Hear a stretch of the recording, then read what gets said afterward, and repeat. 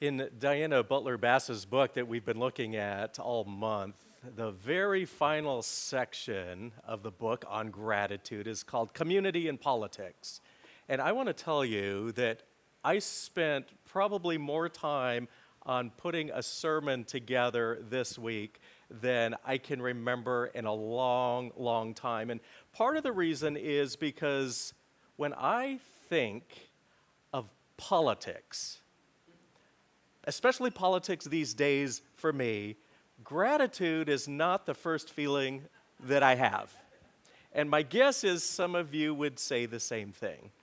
Now, I'm going to give you a little warning here. I knew that children were going to be giving the main message. I knew that Rose and Doug were going to be doing what they just did for us. And I also know that we've got some other things to do in church today. So I'm just going to give you a brief synopsis of the overall sermon. And then in 2 weeks, I'm actually going to read the same scriptures and get even more into it. I was up last night past midnight, just kind of tossing and turning. And part of it is my stomach wasn't feeling great. But I think part of that reason was I just didn't feel good about cramming all that really needed to be said in one sermon. So I'm going to be kind of loose today in my thoughts and the way I typically organize sermons. But I'm going to share just a few things with you, and then in 2 weeks I'm going to give you even more and hopefully even better. One of the symbols that we chose as the stewardship committee over the summer that we wanted to have for us as a church during this time is the rainbow. And Rose just sang about a rainbow a moment ago, or danced to the song about a rainbow. And you see a rainbow up here, and you've been seeing other rainbows and the rainbow comma and so on and so forth. And I just wanted to remind us all that the rainbow is a symbol of hope.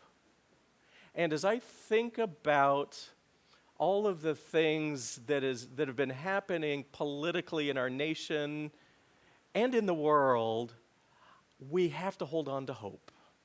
I am just about done with John Meacham's book. In fact, I brought it just so that you could see what I've been reading the last couple of weeks. It's called The Soul of America, The Battle for Our Better Angels. And in this book, he talks about how throughout the history of our nation, there has been rampant racism and sexism and just about every other ism you can imagine.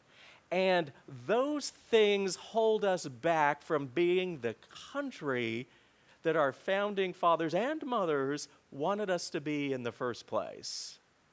One of the other things that a rainbow represents is inclusion. There's every color in the rainbow, and it's a reminder to us that every single person, regardless of their background, their ethnicity, their gender, their sexuality, and I could go on, they're a part of the rainbow. And we are a community of the rainbow. In other words, we are a community where everyone truly is welcome, regardless of their background, regardless of their politics, regardless of wherever they're at. The rainbow is a reminder of us of hope and inclusion. Now, Jesus, in today's gospel lesson, said, "I came that they might have life and have it abundantly." For me, the rainbow is also a symbol of abundance, because the rainbow means that there's been some rain. And it also means that the sun's shining somewhere out there. And those are the two things we need for abundance in our world and in our lives. We need the sun and we need the rain. And fortunately, here on Kauai, we get a lot of both. Sometimes a little too much of one or the other. And I hear people complaining, oh, it's too hot or we've got too much rain. And sometimes it definitely feels like that. But the idea is we desperately need the sunshine. We desperately need the rain. And because of those two things, we have the rainbow. And so for me, the rainbow is also a symbol of abundance. And gratitude and abundance go together, don't they? For when we recognize that we have more than enough for us and for everybody else in the world, we can be grateful and we can share. That's the bottom line of the message, isn't it? of today's scripture, of all the scriptures I can think of. When we are grateful and we can have compassion for everybody else, and we realize there's enough to go around for everybody, it all works. So John Meacham, in his book, talks about the things that keep it from working: community, justice, fairness, equality. And he gives us hope in his words in his book, because in every single situation that he brings up, from slavery to, the abolition of slavery, to women's right to vote, to civil rights, on, there has been tremendous resistance to all of those things. And there have been presidents and governors and congressmen and senators and many other leaders that resist the progress of that kind of compassion and justice and equality. And yet, in every instance that he mentions, there's goodness, and we usually take at least one or two steps forward. Of course, if we lived in a perfect world, we'd be there already. But the message is, we have to have that hope. We have to be grateful, and we have to be inclusive. So, as I mentioned at the very beginning, Diana Butler Bass, in her book Grateful, talks about it in the final section, community and politics.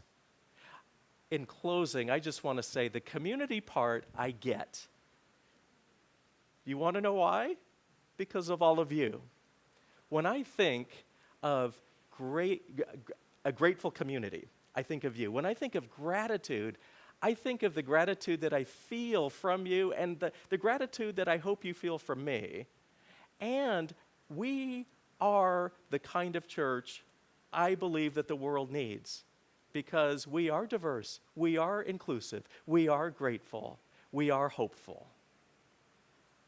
And during this time of the year when we focus on stewardship, let us remember that it's not about the amount of money that we put in the offering plate.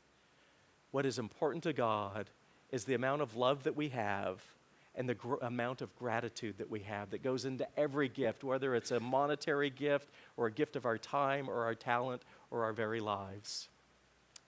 I told you it was going to be short. In 2 weeks, you'll get the big picture, the full sermon.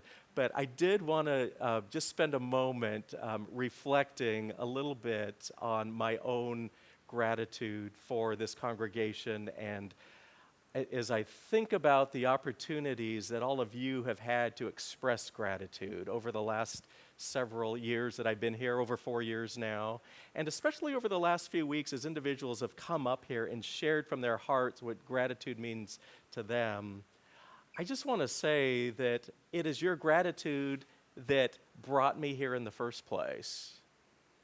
It is your gratitude that keeps me here and wants me to stay here as your pastor for a very, very long time.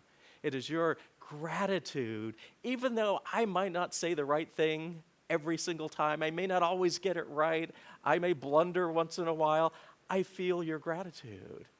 And you know, if we can be grateful for each other as we are, warts and all, this is exactly where we need to be. It's where I feel I need to be.